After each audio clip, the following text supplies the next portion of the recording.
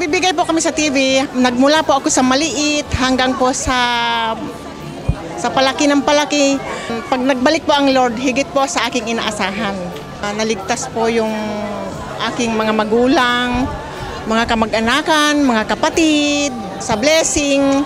Bali, nakapag-work po yung aking anak. Na high school graduate siya pero naging na ngayon, supervisor. Sa pagbibigay po natin sa Panginoon, nandun na yung blessing niya is tuloy-tuloy. Tunay nga po na walang lugi sa pagbibigay, puro tubo lang. Ako po, personally, ay meron pong bawo sa TV program monthly and pinupulpil po natin to monthly na hindi po natin anintala kung ano man yung dumating na pagsubok, kung ano man yung pangailangan. Inuuna po natin yung pagbibigay. Naalala ko na minsan naghamon si tatay na magbigay ng 10,000 para sa pagpunta sa ibang bansa sa Amerika. Meron akong hawak na 10,000, talagang ibinigay ko siya dahil ginagamit ko yung pang tuition. So dahil faithful po ang Lord, bago po dumating yung araw na bayaran ng tuition, nag-provide po siya. Kaya dakila po ang bagay na ginagawa po ng Lord. Tunay nga po yung sinasabi ni tatay na lifetime blessing.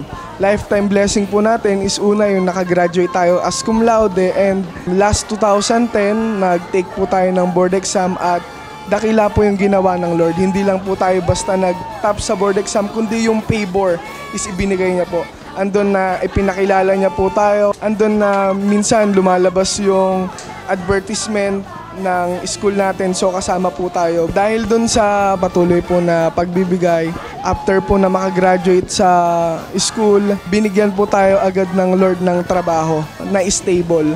Dati po yung trabaho po natin, andun lang sa school lang, so ngayon hindi lang tayo nasa school, kundi nasa hospital po.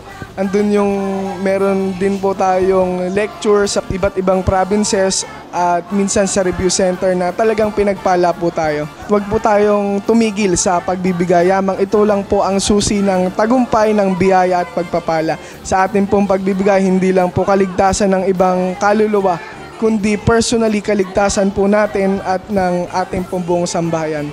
Kaya sumadyos po ang lahat ng kapurihan.